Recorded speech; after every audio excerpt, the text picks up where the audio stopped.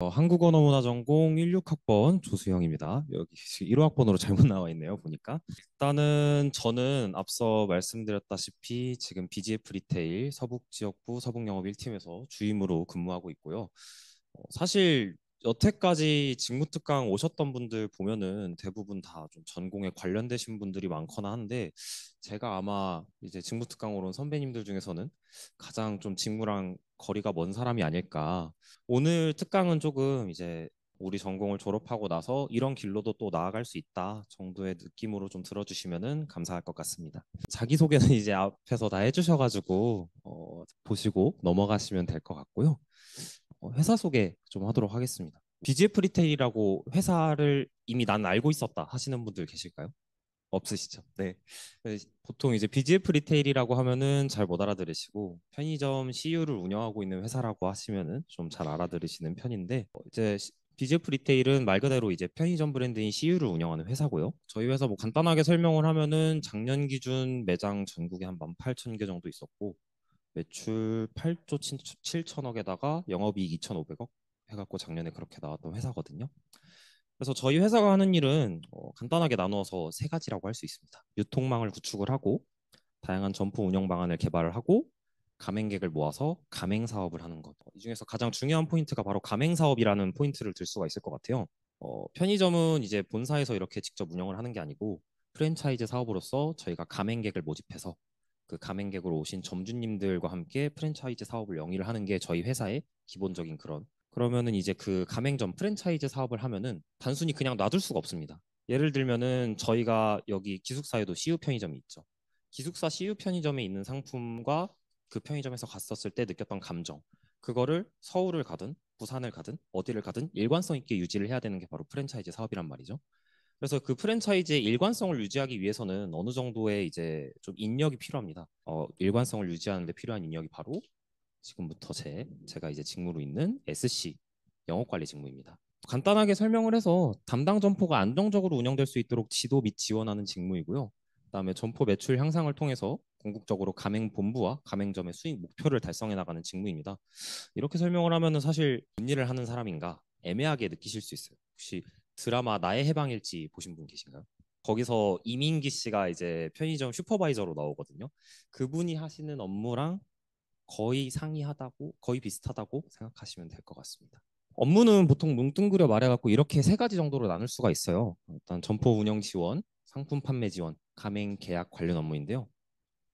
점포 운영 지원은 이제 점포가 잘 운영될 수 있도록 저희가 지원을 해드리는 겁니다. 매출 활성화, 점주 지도해드리고, 뭐 지도한다면은 이런 방식으로 운영을 하시면 매출이 조금 높아질 것 같아요라고 이제 조언을 드리는 그런 역할과, 그리고 점포를 운영하면서 다양한 필요 사항들이 생깁니다. 뭐 예를 들면은 어디 뭐 집기가 고장 났다, 아니면은 임대차 계약이 만료가 된다, 임차료가 올라간다, 이러한 이슈들이 생기는데 이러한 이슈들 해결하는 게 저희 업무 중에 하나고요. 그다음에 상품 판매 지원 또한 저희가 진행을 합니다. 상품 판매 지원이란 무엇이냐? 여러분들이 편의점 가보시면 이제 주기적으로 신상품 같은 것들이 들어와 있고 할 텐데 그렇게 이제 새롭게 나오는 신상품들에 대해서 점주님들께 이런 상품은 지금 이런 트렌드 때문에 발주하시면은 판매가 잘 될 것 같아요라고 말씀드리는, 그렇게 지도해드리는 것과 상품 운영 안내. 예를 들면 상품들마다 조금씩 이제 취급하는 게 달라지는 상품들이 있어요. 상온에다 놔도 되는 상품이 있고 냉장에도 놔도 되는 상품들이 있고, 그런 상품들에 대해서 주기적으로 점포에 방문을 해서 어떻게 하셔야 된다 알려드리는 것. 그것 또한 저희 업무고요. 마지막으로 이제 가맹계약 관련 업무인데 개점, 재계약, 전환. 여기서 말씀드리는 전환은 이제 점주가 이렇게 다른 사람으로 바뀔 때가 있어요. 저희가 그거를 전환이라고 부르거든요. 전환. 그리고 폐점까지 해서 점포의 생애주기 전반을 저희 SC가 다 담당을 하고 있습니다. 그리고 또 위에 나열되지 않는 되게 자질구레한 점포와 관련된 대부분의 이슈를 저희가 담당하곤 해요. 예를 들면은 점주님께서 갑자기 어느 날 아프셔가지고 점포에 근무자가 아무도 없어가지고 한 1시간 정도 점포가 빈다고 하시는 거예요. 그럴 때 가갖고 가끔 1시간씩 점포 봐드리고 뭐 그런 것들까지도 저희가 진행을 합니다. 뭐 원래는 웬만하면 잘 안 하긴 하는데. 그래서 이제 이거는 제 업무 루틴 같은 건데요. 저희는 이제 직무 특성상 사무실에 오래 앉아 있는 직무가 아닙니다. 거의 다 밖에 나가가지고 돌아다니는 직무고요.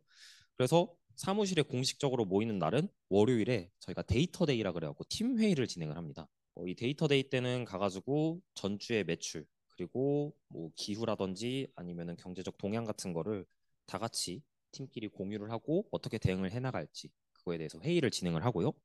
그 다음에는 매일매일 그리고 주간으로 매출이랑 주요 업무 체크를 합니다. 매출이 떨어졌다면은 어째서 떨어졌는지, 올라갔다면 어째서 올라간지 체크를 하고 이번 주에 제가 중점적으로 해야 될 업무는 무엇인지에 대해서 파악을 하고요. 그 다음에 이제 가장 많은 영역을 차지하는 게 점포를 방문하고 운영 지도하는 역할인데 앞서 설명드렸던 걸 이제 점포에 가가지고 진행을 하는 거예요. 보통 SC 한 명당 점포를 적으면은 14개에서 많으면 한 19개, 18개까지도 담당을 합니다. 저는 18개 점포를 담당을 하고 있고요. 그래서 이 점포들을 매주 한 번씩 방문한다라고 생각을 하시면 좋을 것 같아요. 일주일에 18개 점포를 다 하나씩 방문을 해서 점포에 뭐 필요하신 것들이 있는지 아니면은 제가 뭐 해야 될 업무가 있는지에 대해서 체크를 해갖고 진행을 하고 그런 것들이 파악이 되면은 점포 현황 파악해갖고 하면은 옆에 보이시듯이 이제 파악하고 해결하는 과정까지 진행을 하고 마지막으로 이제 저희가 데이터 취합을 합니다. 아무래도 이제 월요일에 데이터 데이 때 쓸 자료들이라던가 아니면 회사에서 주기적으로 뭐 지금 나가는 신상품들의 매출은 어떠한가 이런 자질구레한 것들에 대해서 데이터 취합을 받아요.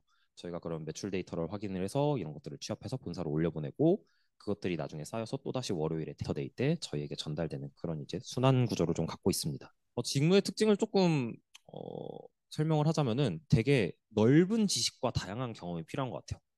좁고 깊은 지식보다는 조금 넓고 얕은 지식.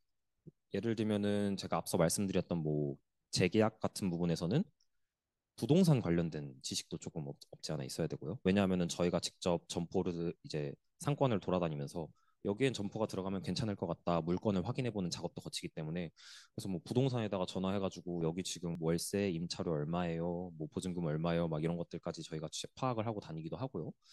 아니면은 뭐 좀 법리적인 부분에 대해서도 조금 알고 넘어가야 될 필요가 있습니다. 예를 들면은 점포 같은 경우가 점주님들이 혼자서 운영하시는 게 아니기 때문에 필연적으로 이제 알바분들을 뽑아서 쓰시게 됩니다. 그렇게 되면 저희가 또 이제 노동법 관련된 것들에 대해서도 조금 어느 정도 인지를 해서 점주님 알바를 뽑으실 때는 이렇게 이렇게 하셔야지 나중에 리스크가 안 생깁니다. 뭐 이런 걸 알려드린다든지 그런 것들이 되게 많은 것 같아요. 그러다 보니까 SC들끼리만은 뭔가 문제가 해결이 안 될 때가 많아서 사내의 다양한 타직무분들과 좀 같이 협업을 하는 경우가 많습니다. 예를 들면은 방금 말씀드렸던 이제 뭐 알바생 관련된 문제 같은 경우는 사내 노무사분들이 계셔갖고 노무팀, ER팀과 좀 이런 것들을 많이 해결을 하고 법리적 관련된 부분도 법무팀, 뭐 재무회계팀 이런 데들이랑 같이 해가지고 일을 같이 협업을 많이 하는 편입니다. 회사 소개는 사실 좀 짧게 하려고 했어요. 왜냐하면 너무 막 채용 설명회처 같은 느낌이 될까봐. 그래서 사실 오늘 여러분들께 좀 중점적으로 말씀드리고 싶은 거는 제가 이제 이 회사에 입사하게 된 과정 그리고 요즘에 이제 면접이라든지 이력서 같은 거를 회사에서 어떻게 보고 있는지 아무래도 저는 이제 입사를 작년 9월에 했기 때문에 좀 가장 최근에 입사를 한 사람이라서 이런 것들을 여러분들께 알려드리는 게 훨씬 더 유익하지 않을까 싶어서 이걸 좀 준비를 했습니다. 저희 회사 기준으로 일단 설명을 드릴게요.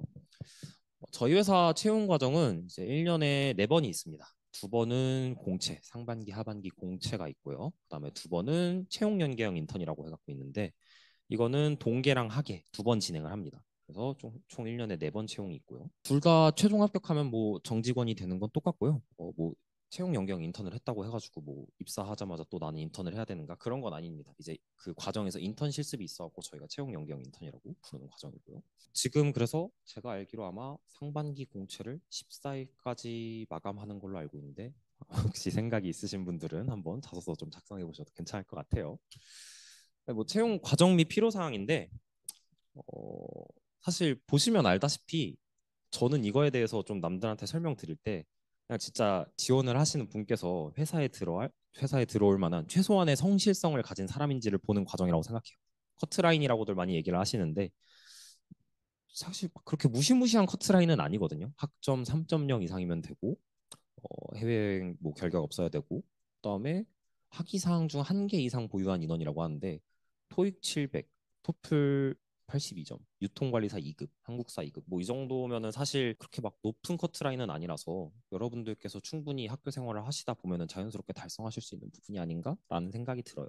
네, 이거는 이제 제 자소서고요. 왼쪽에 있는 부분은 제가 진행했던 대외 활동이고 오른쪽에 있었던 거는 뭐 이제 알바라든지 뭐 했던 거 일한 경력이라든지 아니면 자격증이라든지 하는 건데 키가 작아가지고 다 나오진 않았어요. 이것 말고도 또 몇 개 더 있는데 그렇게 막 특별하진 않았던 것 같아요. 근데 제가 이제 저는 취업 준비를 할 때부터 여기 BGF 리테일에 들어오고 싶다라는 생각을 갖고 있었기 때문에 관련된 활동을 되게 많이 했습니다. 유통업이라든지 아니면 영업 관리 직무에 대해서 관련된 활동이 별로 없을 거다. 왜냐하면은 보통 이런 활동들은 마케팅 쪽에 조금 몰려 있는 경우가 많은데 찾아보니까 생각보다 많고 학교에서도 진행하던 게 있더라고요. 여기서 이제 보시면은 유통직무 아카데미라는 게 있는데 이거는 이제 상명대랑 롯데마트랑 같이 해갖고 협업으로 해서 진행했던 거거든요.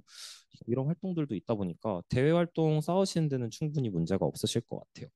뭐 직장 경력 같은 경우에는 편의점이라든지 아니면 유통회사에서 일했던 경력이 있으면 좋지만 없이 들어오시는 분들도 꽤 많습니다. 그래서 이게 필수는 아니고요. 자격증 같은 경우도 막 그렇게 회사에서 많이 보진 않는 것 같아요.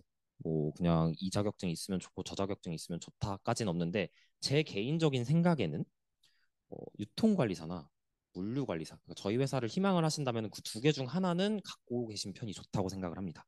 왜냐하면은 저희 이제 회사가 직무 전공 무관 회사긴 하지만 그래도 최소한 유통이라든지 아니면 물류라든지 그쪽에 관심이나 아니면 인사이트가 있는 사람들을 원하는 건 있어요. 근데 저희 같은 경우에는 이제 그런 거를 따로 전공을 하지 않는 이상 자격증이나 아니면 활동으로 보여줘야 되는데 자격증 측면에서 보여줄 수 있는 가장 좋은 것 중에 하나가 유통관리사라고 저는 생각을 해요. 물류관리사도 물론 있으면 좋지만 물류관리사는 1년에 시험이 한 번밖에 없어서 조금 도전 난이도가 있다 보니까 유통관리사는 저희 회사를 희망을 하신다면 하나쯤은 갖고 계신 편이 좋지 않을까. 준비하면 좋은 것들을 제가 이제 제 주변 같이 입사했던 동기들이나 아니면 다른 사람들한테 물어봐가지고 몇 개를 좀 정리해봤어요.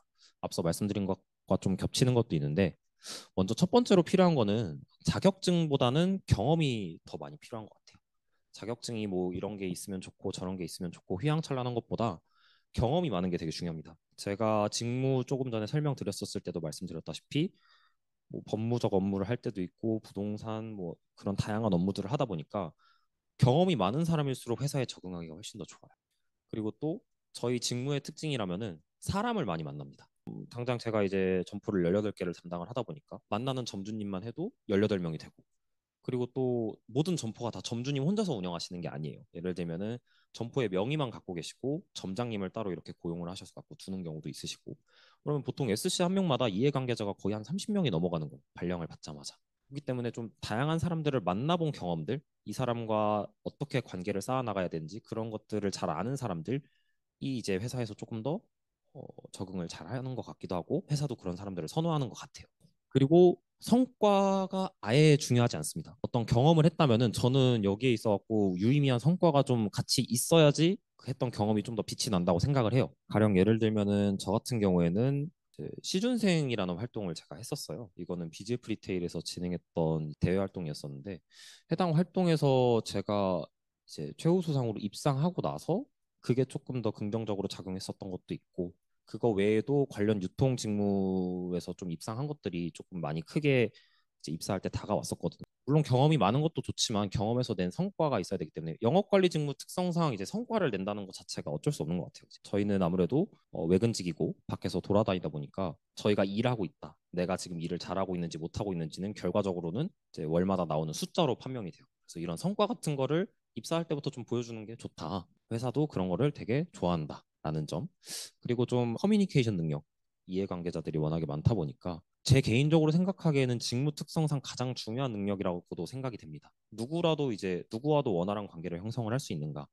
그게 이제 저희 직무를 좀 성공적으로 이어 나갈 수 있는 그런 원동력이 된다고 생각을 하거든요. 이 능력이 아무리 좋아도 좀 안 맞는 점주님들과는 가끔 이제 좀 의견 충돌을 할 때도 있고 하지만 그렇게 싸웠어도 다음 주에 다시 점포 방문했었을 때는 아 점주님 안녕하세요 하면서 이렇게 좀 서글서글하게 인사할 수 있는 그런 성격적인 부분, 커뮤니케이션 능력 다 중요한 것 같아요. 마지막으로 가장 좋은 이제 필요한 거는 직접 점포에 방문해 보는 것만큼 좋은 게 없는 것 같아요. 집 근처에 있는 점포를 방문해도 좋고요.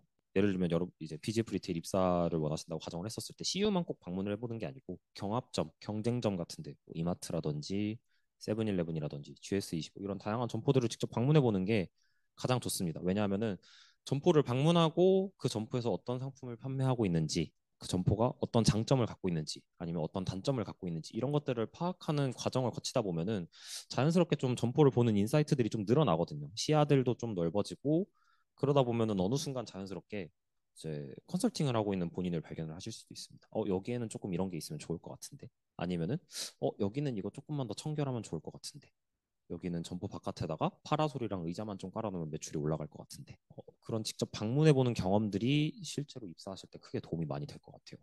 뭐 이렇게 여러 가지를 얘기 드렸지만 결과적으로 딱 하나로 통합니다. 많이 이것저것 해보기. 그게 꼭 직무랑 연관되지 않았더라도 직무랑 연관되면 더 좋겠지만 이것저것 많이 해보기가 가장 중요한 것 같아요. 그래서 이력서를 그냥 아예 갖고 왔어요. 제가 썼던 이력서를 갖고 왔는데 1번 항목은 그냥 흔히 있는 지원 동기 항목입니다. 대부분의 분들이 이 항목을 그냥 적당히 쓰고선 넘어가면 되는 항목이라고 생각하시는 분들이 많더라고요. 근데 사실 저는 1번 항목이 가장 중요한 항목 중 하나라고 생각을 하거든요. 본인을 어필할 수 있는 항목이고 많은 분들이 회사에 지원을 하세요. 어떤 회사에 지원을 하실지는 모르겠지만 보통 저희 회사 같은 경우에도 AI 전형에서 본 사람들만 한 5천 명 정도 됐다고 들었는데 그 사람들의 이력서를 HR팀이 물론 다 확인하는 게 업무지만 다 확인하지 못할 수도 있어요. 결국에는 이 자소서를 봤었을 때 첫 문단부터 내가 이런 사람이다라고 어필을 하는 게 중요한데 이 부분을 그냥 지원 동기 그냥 이 회사가 좋아서 들어왔어요. 아니면 이런 업무가 하고 싶었어요. 이렇게 하고서 넘어가시는 케이스들이 많은 것 같더라고요. 저는 개인적으로 여러분들이 다른 어떤 회사 자소서를 쓰실 때라도 이 지원 동기 항목은 꼭 좀 세세하게 여러분들의 경험 같은 것들, 활동했던 것들을 압축해갖고 좀 작성하시면 좋을 것 같아요. 2번 같은 경우도 이제 다른 회사에서 많이 보이는 항목 중에 하나예요. 사실 이 부분 때문에 제가 이제 점포를 많이 방문해 보라고 말씀을 드렸던 것도 있습니다. 저희 회사를 만약에 목표로 하신다면 이 부분은 관련된 경험이 없으면 조금 쓰기 어려워지는 부분이 있어가지고 이런 것들에 대해서는 조금 본인이 스스로 다니면서 경험을 해보고 하는 편이 좋을 것 같고요. 세 번째도 흔히 있는 그냥 뭐 직무 지원하게 된 동기가 뭔지, 너의 경험이 뭔지, 우리 회사 가치관이랑 판단해갖고 너가 알맞 뭐 이제 맞다고 느끼는 게 뭔지, 잘 표현한 가치관이 뭔지 이런 거랑 그리고 뭐 우리 회사 관련된 제품이라든지 상품 이용해 보면서 장단점 느낀 게 뭐가 있는지 이런 것들을 해서 사실 그래서 꼭 굳이 저희 회사 지원을 안 하시더라도 나중에 이력서 쓸 때 도움이 되시라고 갖고 와본 것도 있는데 3번도 마찬가지죠. 그냥 5가지 가치관 중에서 본인을 제일 잘 표현하는 가치관 하나를 선택하라 그래서 나름의 이제 이야기를 좀 드리자면 저희 회사의 5가지 가치관은 도전, 열정, 학습, 정직, 팀워크 이렇게 5개가 있는데 그중에서 회사가 제일 좋아하는 건 도전이랑 열정입니다. 아무래도 영업 관리 직무다 보니까 좀 열정적으로 일하는 사람들에 대해서 회사가 좀 좋게 보는 것도 있고 그리고 도전적인 정신도 좀 필요합니다. 이게 필요한 이유가 뭐냐면은 점주님들께서 이렇게 얘기를 하다 보면은 되게 오랫동안 운영을 하신 점주님들이 많으세요. 약간의 그런 고정관념들이 좀 있으세요. 그리고 운영을 또 오래 하시다 보니까 약간 타성에 젖으셔서 그냥 하던 대로만 하려고 하시는 분들이 많아요. 이런 분들에게 이렇게도 해야 된다, 저렇게도 해야 된다라고 하면서 접근하는 그런 것들도 좀 도전 의식을 심어주고 약간 좀 처음에 점포 운영하셨을 때 그런 약간 감각을 세워드리는 것도 저희 SC 직무 중 하나라서 열정이랑 도전을 좀 되게 많이 좋아하더라고요. 그 외에도 보는 거는 학습 카테고리를 저희 회사가 되게 좋아하는 것 같아요. 그럼 실제로도 입사하고 난 이후에도 교육을 계속 진행을 하거든요. 입사하고 난 다음에 바로 연수원 가서 2주 동안 이제 교육을 받고 한 달에 한 번씩 계속 교육을 받아요. SC 직무 올라가기 전에 시험도 보고 해가지고 이것저것 교육하는 게 많습니다. 만약에 나중에 쓰실 생각이 있으신 분이라면은 이 가치관은 도전, 열정, 학습 3가지 중에서 하나로 쓰시는 편이 좋지 않을까? 항목 4번도 이제 제가 말씀드렸다시피 만약에 저희 회사 지원하시면은 점포를 많이 방문해야지 장단점이 뭔지 알겠죠. 사실 점포를 많이 방문을 해보지 않으면은 장단점이 뭔지 알 수가 없어요. 이 점포가 어떤 장점을 갖고 있고 어떤 단점을 갖고 있고에 대해서. 기숙사 편의점 한번 예를 들어볼까요? 기숙사 혹시 지금 거주하시는 분들 계신가요? 신금 기숙사 편의점도 쉬운데 혹시 이용해 보시다가 막 불편하셨던 점이라든지 뭐 그런 거 있으셨어요? 그런 것들을 여기다 쓰는 거예요. 맞아요. 그런 것들을 여기다 쓰는 거고 그런 아이디어들을 실제로 이거는 실제로도 제가 최종 면접에서 이걸 그대로 물어봤어요. 그 면접관 분들 임원진 분들께서 이 항목에 대해서 그대로 물어보면서 장단점이 뭐라고 생각을 하느냐라고 물어보시는데 이걸 물어보시는 거는 얼만큼 회사에 관심이 있는지를 물어보는 파트라고 생각을 해요. 저는 이 파트에 대해서는 회사에 관심이 없으면 사실 쓸 수가 없는 항목이기 때문에 그리고 만약에 회사에 관심이 없는 사람이 대충 보고서는 짜집게 해갖고 쓴 사람들과 진짜로 회사에 관심이 있어갖고 막 점포 여러 군데 방문해 보고 저는 입사하고 나서도 만났던 분 중에서 자기가 이제 본인이 입사를 할 건데 어떻게 하면 좋을지 모르겠다고 어떻게 찾아와가지고 저한테 점포에 있는데 찾아와서 물어보신 분도 계셨거든요. 그렇게 하시는 분들도 계세요. 그렇게 하시는 분들이 쓰는 자소서랑은 확실히 조금 내용적인 차이 부분이 가장 많이 나는 부분이긴 합니다. 이런 부분들이. 그래서 여러분들이 나중에 만약에 이제 어떤 회사에 가고 쓰셨을 때 우리 회사의 뭐 어떤 시스템 아니면 뭐 어떤 거에 대해서 장단점이 뭔지 아느냐라고 물어본 질문은 진짜로 여러분들이 얼마나 관심 있는지를 물어보는 질문이기 때문에 이 부분은 대충 찾아서 작성하시지 말고 꼭 경험을 해보시고 작성을 하거나 아니면 뭐 방문을 할 수 있는 공간이라면 방문을 직접 해보시거나 관련자를 만날 수 있다면 만나는 등의 좀 그런 여러 가지 방법을 통해서 작성을 하시면은 조금 더 좋은 자소서가 될 수 있을 것 같아요. 자소서는 대충 이렇게 받고 면접 과정에 대해서도 조금 설명을 드리면 좋을 것 같아서 저희 회사 기준으로 좀 면접을 설명을 해드릴게요. 먼저 서류 전형은 앞서 말씀드렸던 대로 이제 이력서랑 그리고 자기 이제 뭐 포트폴리오 같은 걸로 진행을 하고요. 요즘 회사들의 약간 대세 같은 거죠. AI 면접. 붙이고 떨어뜨리는 데에 대해서 그 기준을 저도 잘 모르겠어요. 근데 붙고 나서 아, 왜 붙었나라고 이제 다시 복기를 해보니까 AI 면접에서 가장 중요했던 거는 좀 너무 긴장하지 않는 거? 좀 많이 긴장을 하면 AI 면접에서 조금 감점을 받은 요인들이 생기나 봐요. 저도 여러 회사들 AI 면접 보면서 느낀 건데 마음을 비워놓고 되게 편안하게 봤던 AI 면접들은 결과가 좋았는데 오히려 되게 잘해야지 하면서 엄청 긴장하고 봤던 AI 면접들은 다 좀 떨어지고 그런 것들이 있더라고요. 그래서 나중에 어디 AI 면접을 보실지 모르겠지만 왜냐하면 AI 면접도 좀 종류가 많아요. 보통은 대부분 다 보시면은 마이다스 IT에서 하는 신여검 보실 텐데 만약에 뭐 보실 일이 있으시다면 너무 긴장하지 마시고 편안한 마음으로 보는 게 가장 좋은 방법이라고 생각합니다. 1차 면접은 이제 인성 면접이랑 상황 면접을 저희가 봐요. 네, 저희 회사는 기조가 다대일 면접입니다. 면접관 분들이 두 분 혹은 세 분이 앞에 계시고 그 앞에 가고 인성 면접을 보는데 인성 면접은 이제 그냥 단순합니다. 그냥 제 자소서를 기반으로 해서 너는 어떤 사람인가에 대해서 면접관분들이 궁금하신 걸 물어보시고 실제로 그리고 그때 면접관으로 오시는 분들은 각 이제 지역부의 부장님들이 면접관으로 오시는 경우가 많으세요. 저희 회사는 이제 전국적으로 있다 보니까 어떤 본사가 있고 그 밑에 이제 지역부들이 이렇게 나눠져 갖고 지역별로 이렇게 부서가 나눠지거든요.